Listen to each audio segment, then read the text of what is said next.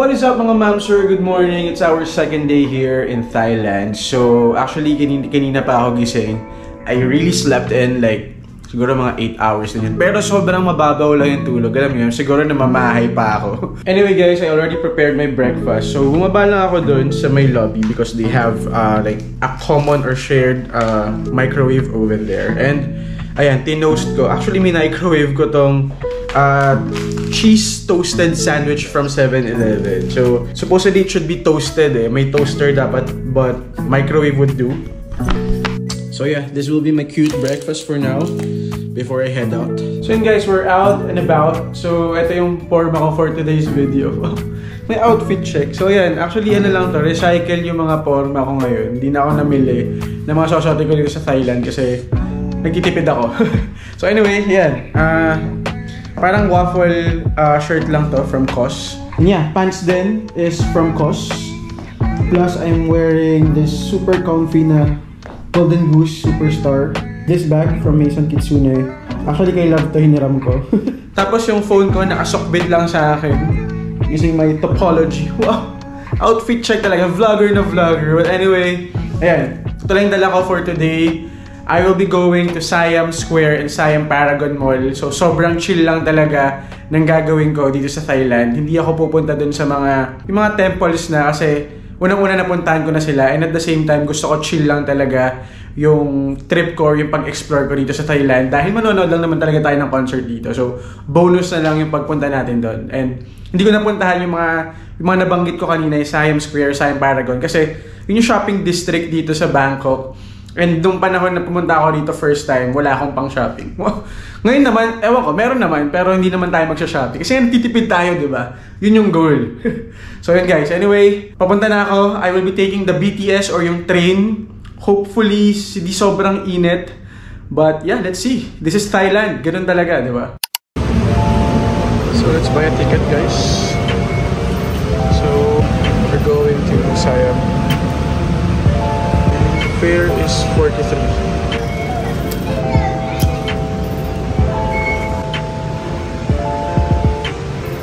It's my first time riding the BTS in Thailand, so yeah. Just waiting for the train. Going to Siam. And in fairness, 11 o'clock pero konti yung tao. I'm not sure, maybe because medyo malayo na itong Eka Mai sa city center. Kaya konti lang sumasakay.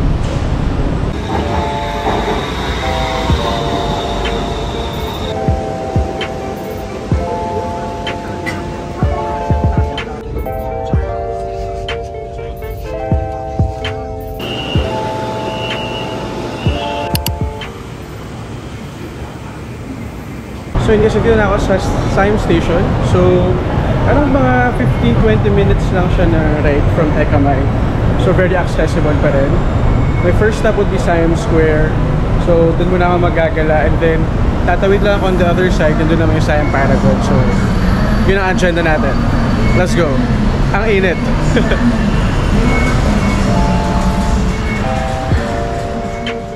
So yun, nagkamali ako ng exit.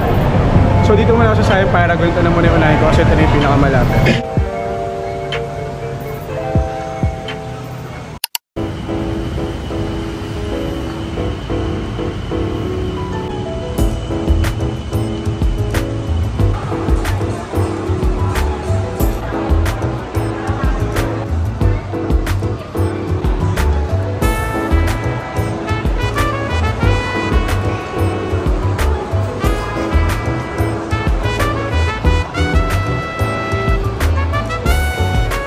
So yun guys, here in Siam Paragon, parang dito halos lahat ng mga luxury brands, fashion brands, as well as yung mga, daily essentials natin like Uniqlo, H&M, Zara, gano'n. So, daming pagpipilian. Isa ito sa pinakamalaking malls dito sa Thailand, sa Bangkok. So, yeah.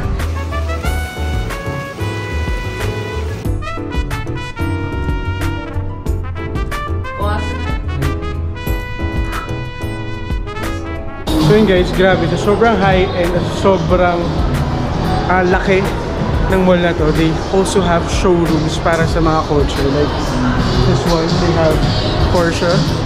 Diba? Would have thought na meron dito sa loob ng mall ng mga ganito kalaking showroom. So Grabe yung Siam Paragon Mall. Ang laki and nakaka-elite.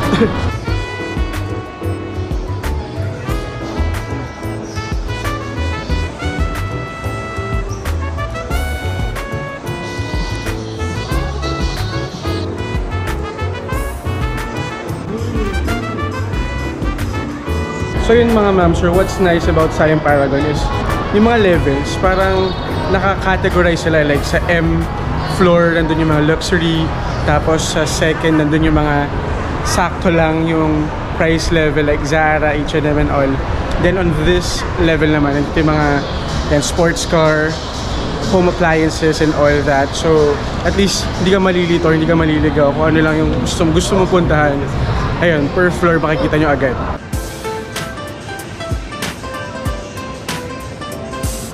So for those looking for Sambas, guys, from Adidas, dami rito sa Thailand, sa Siam Paragon. So yeah, ayun, dami rito, guys. Sa Hong Kong, nagkakaubusan dito. And mahirap na makakuha ng sizes.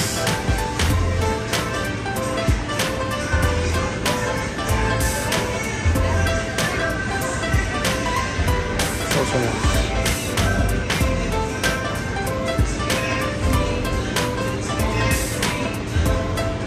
So yung Samba dito, guys, is 3,800 baht. Parang mura-mura lang. Parang sa Hong Kong medyo pricey, if I'm not mistaken. Tama yung pagkakaalala ko. Parang mura nga yung Samba dito. Ang high ng presyo niya from Hong Kong. Itong Gazelle okay din. Pero mas pricey ng konti.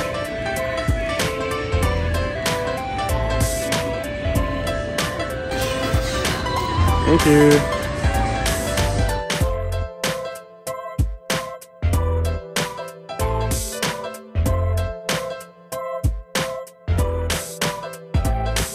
So yun nga, no, we got the Samba fever, guys.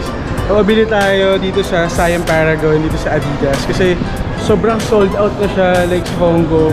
Tapos mas mahal pa nung kinompare ko. Around 1,300 yata or $1,200 sa Hong Kong. Dito, pag kinonvert ko pa nasa $800+ lang, or yun nga, 3,800 baht. So sobra lang ng difference kaya hindi ko na pinilagpas.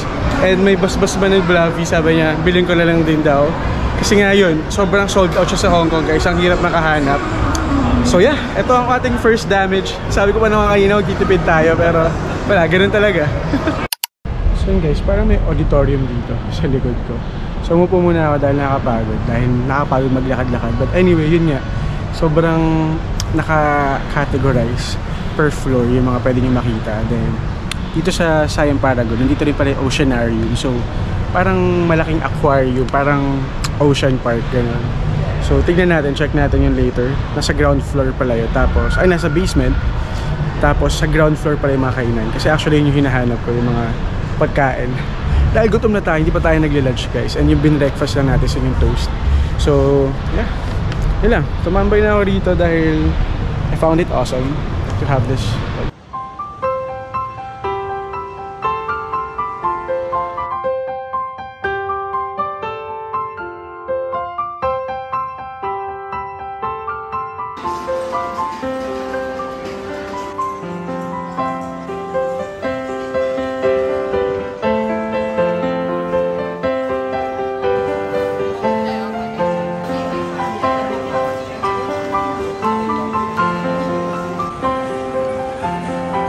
Paborito ni Love, mango sticky rice. Ewan ko yun nga yun, pero kakaiba dahil may ginto.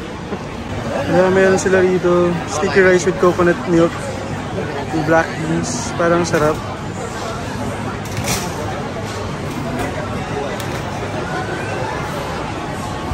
May pwede pang pasalubong.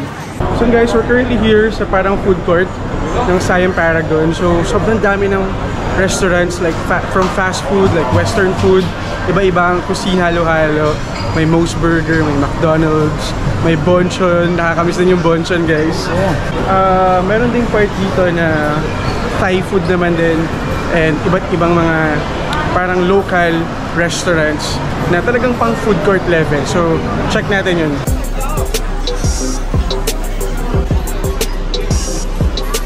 So guys, I will be taking my lunch here at Rosmio dito.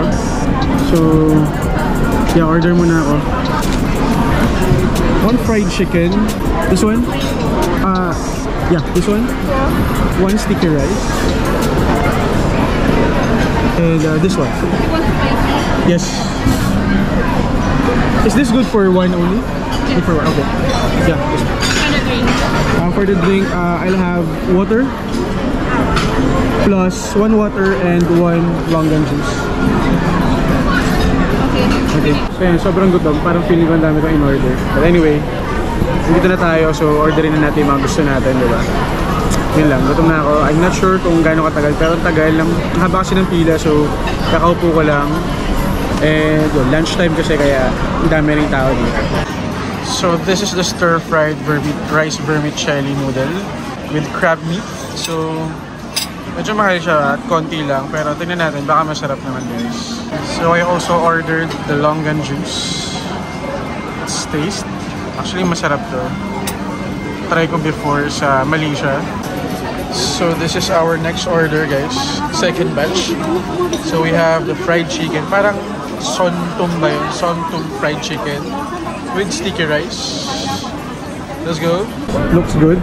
Let's taste. Yeah, crab meat yan. Kaya siguro mahal. 450 baht yata ito. And spicy siya kaya gusto natin yan.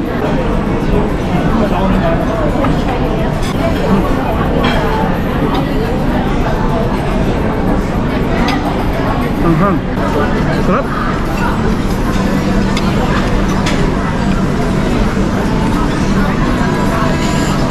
So guys, ang sarap nitong chicken.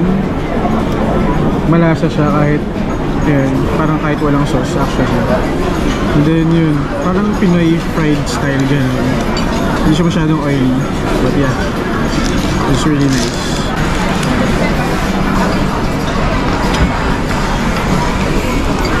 Sobrang crunchy ng chicken. Sarapan talaga.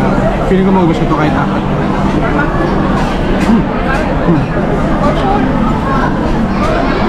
Bagong luto pa. So sasabay mo pa ng sticky rice nila. Solid yan.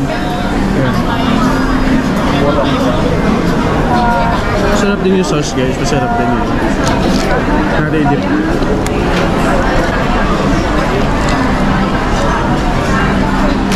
Yeah.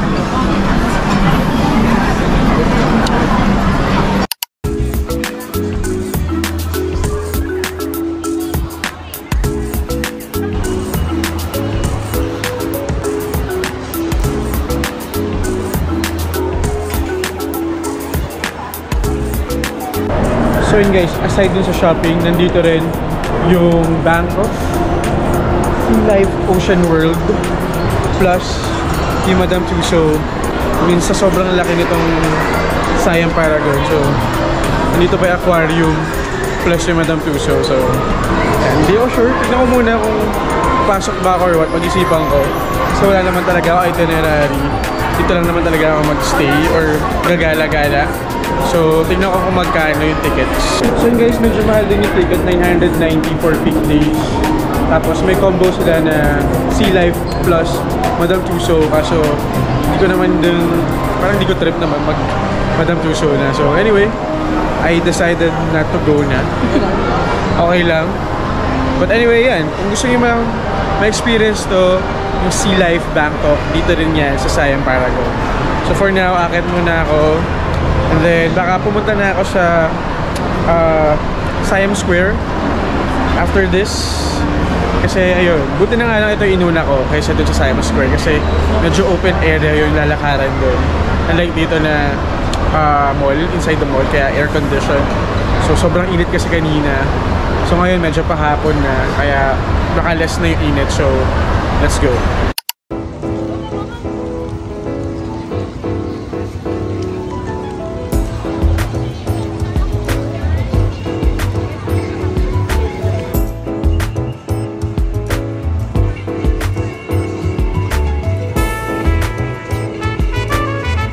So guys, I'm now here sa Siam Square.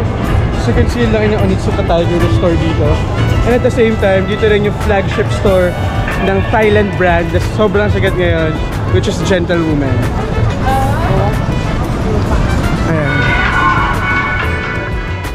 nakapabili daw si Love. So I will be checking the store. Tingnan natin kung ano yung meron. Let's go.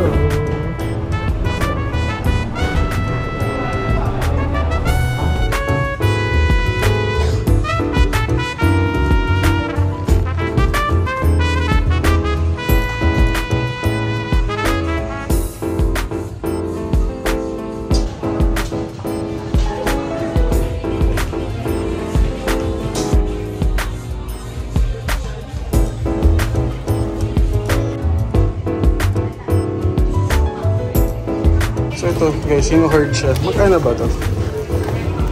Yung mga ganitong tote bag. 590 lang. Diba? Dapat parang nagpasabay ako doon. Nagkakitaan yung trip.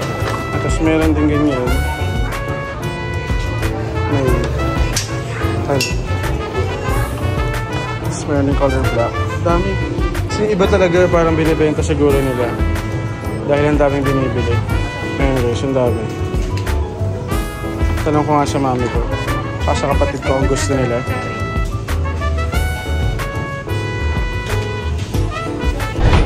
I'm very sure ko ano ginagawa ko guys. Pero ang taas ng store. Parang 4 floors yata ito.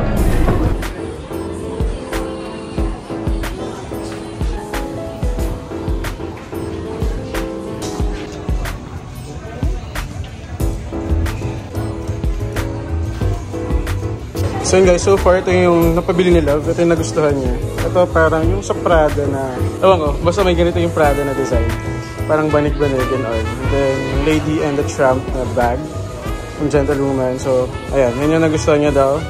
So syempre, bilhin natin for her. Si Tia si Eka. So hello. I met them here sa Gentle Monster store. Ayan, tinawag ako bigla ni Til. So gulat ako na nakilala niya ako. Small world. Small world, sige. Thanks guys. So there's stocks refund dito sa Gentlewoman guys, and they can process it here sa mismong store. Okay, sabi walang magagastos sa hindi pag-shopping, diba? Pero ayan, ang dami nakuha. Okay, let's go na. So yun guys, itong Siam Square, lakas ma-Ashimending, tapos parang ano ba, sa Korea, ang equivalent niya siguro is Myeongdong, ganun. So yan, nakapamili tayo. Ang kaso guys, wala tayong check-in baggage. So hindi ko alam kung saan ko ito ilalagay. Tignan natin, baka either bumili ako ng bagahe or baka pwede ko namang maisingit doon, diba? Tingnan natin. So many are lining up for this one, Taledong Tway. Tignan niya haba ng pila. I'm not sure what it is. Pero food siya eh. Tignan, parang kinilaw something. Mga iba't ibang seafood.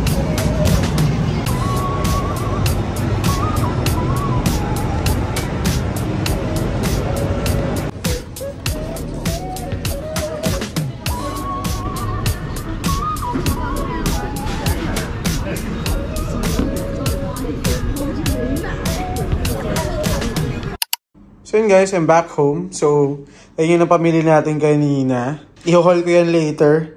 Okay, kung ano yung napamili natin. But anyway, yun, dito na lang kakain sa bahay. Nagpag-grab na lang ako. Nung nagbabrowse ako kanina, merong Pinoy Resto or Cafe malapit.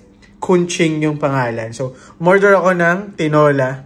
May laman yan guys, hindi lang kita ngayon. Tapos yan, ang saba. Tapos dalawang rice na. Dami na pala nung isa, kala ko kasi konti lang yung serving.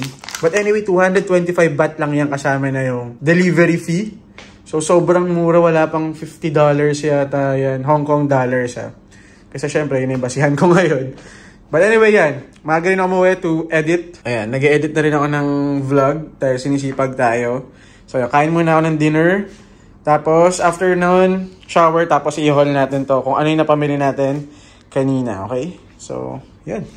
So yun nga guys, no, kakatapos ko na mag-shower, mag-freshen up. So actually, bago ako mag-shower, after ko mag-dinner, so nag-edit din muna ako ng vlog. Talagang naghahabol tayo ngayon, no? Lagari tayo sa vlogging. But anyway, yun. Gaya nga na nasabi ko kanina guys, I will be doing the haul sa ating mga napamili dito nga sa Thailand. So again, kanina sa Siam Paragon and Siam Square lang ako naglibot. And nakita ko na, napakita ko naman ng iba. Like for example, this one, yung Samba shoes na nabili natin sa Adidas. So, again, this is really a steal for me. Sobrang, nung una, hindi ko rin siya trip. Like, parang masyado lang naha-hype. Pero, wala. Hype beast tayo eh. So, napabili rin tayo nito. And nung pagkasukat ko nga, sobrang comfy niya rin. And okay din siyang ipamporma. Ayan. Halos katulad lang din siya nung ano ko eh. Nung Golden Goose. Pero, ayan. Baka ito isuot ko tomorrow dun sa concert. Para masubok natin siya agad, diba? So, again, para nasa 3,800 baht yata to. So, mas mura kumpara dun sa SRP kapag nasa Hong Kong na. So, talagang hindi ko na siya pinakawalan. Kaya napabili tayo nito. Okay, and then, actually, ito yung isa sa mga hindi magandang purchase ko dito sa Bangkok. But anyway, bumili ako nitong tumbler, water tumbler sa Starbucks kanina nung tambay ako doon. Dahil nga dadalhin ko sana ito sa concert tomorrow. Kasi yun nga, mainit ganun. So, kailangan ng tubig to rehydrate, ganyan. And may mga water refilling station dun sa mismong venue eh. And yun, nabasa ko kanina dun sa post, dun sa reminders na bawal pala magdala ng metal bottles doon sa loob ng venue. So, hindi ko siya magagamit, diba? Wala tong walang saysay. Pero nagandahan ako, hindi ko kasi nakita yung ganitong design sa Starbucks Hong Kong. So, napabili ako, but ayun, hindi ko siya magagamit at all sa concert tomorrow. Merong store dito sa Thailand, ang pangalan is Churuha. Ayan, I'm not sure kung local brand ba siya or galing sa Japan eh. Kasi ang daming Japanese items na binibenta. But anyway, of course, hindi mawawala ang pagbili natin ng kapag nasa Thailand, kailangan talaga or mandatory ang pagbili ng Poisian na yung inhaler. So, dalawa pa lang yung nabili ko. 120 baht ang 6 pieces. So, pumapatak na nasa 20 baht. Wow, galing mag-math. So, yan. Dalawa pa lang nabili ko. Ito si Jam. Ito talaga yung binili niya sa akin. So, isang banig sa kanya. Tapos, iba, pwede kong ipamigay. Ganyan. So, ayan. And then, ito. Bumili ako nung parang cool, refreshing sheet. Ayan. Yung parang cooling tissue. Kasi sobrang init ngayon dito sa Thailand. I mean, lagi naman mainit sa Thailand, diba? But, meron akong dala. Naubos ko lang yung Gatsby na cooling wipes. Wala lang ako nakitang katulad nun, kaya ito yung binili ko. Churuha, yung tatak din niya na cooling wipes. So, kailangan ko yan tomorrow for the concert. And then, last but definitely not the least. So, naubos na kasi yung sunblock na dala ko na sobrang liit lang, na super goop. Actually, freebie lang siya nung bumili sila sa Sephora nun eh. Tapos, kinuha ko. So, anyway, ang binili ko na sunblock or sun protection is from Cetaphil. First time ko itong gagamitin. Let me know if this works or this is effective, guys. But nagustuhan ko sa yung Cetaphil. Kasi ito, yung Cetaphil, ano ba tama? Cetaphil or Cetaphil? Kasi narinig ko sa mga commercial Cetaphil eh. But anyway, Cetaphil na yung gamit ko. Hindi ba bigla? Ito na yung gamit ko for my face, yung cleanser. Wala siyang alcohol content, ganyan. Very mild lang. Kaya, tingnan natin, baka okay din to. Okay, so yun yung nabili natin sa Churuha. Okay, alam ko may VAT refund din sa Churuha kapag naka 2,000 baht kaya ata. Hindi umabot ng 2,000 baht tong akin. Kaya, ayun. Wala tayong refund doon, diba? Sa Gentlewoman naman, so again, wala naman ako nabili for myself. Pero ito mga to, bilin ni Love, and at the same time, mga pasalubong ko na lang din, like sa mami ko, ganyan. So, bumili ako ng, ito usong-uso to, like, dami rin nagbebenta ng ganito. So, bumili ako ng tatlong ganito, tatlong Gentlewoman na tote. So, ang mura kasi dito guys, like 590 baht lang yata to. Yeah, 590 baht, mura, kumpara dun sa mga nagbebenta na ng mga reseller, of course. Diba? Kasi may patong na. Plus, meron pang VAT refund. So, yun, very nice. So, again, tatlo yung kinuha ko. Ewan ko, baka ibenta ko iba. Mag-live selling na lang ako. Ayan, tatlo yung binili ko. Ito yung lang, normal na tote. Na parang medium size siguro. Ayan. Kasi parang may nakita ko mas maliit eh. Ayan, so tatlong ganito. And then, meron akong nabili. Sobrang cute din. Pampasalubong din. Ito, maliit lang siya na keychain. Ayan, gentlewoman na keychain na pwede mong isabit sa bag. Actually, pwede nga siyang lalagyan ng ano eh. Ayan o. Sobrang liit niya lang kasi wala kang pwedeng mailagay kahit bariya mo kasi baka madaglag. Liit lang siya pero pwede mo ilagay yung AirPod siguro. Ayan.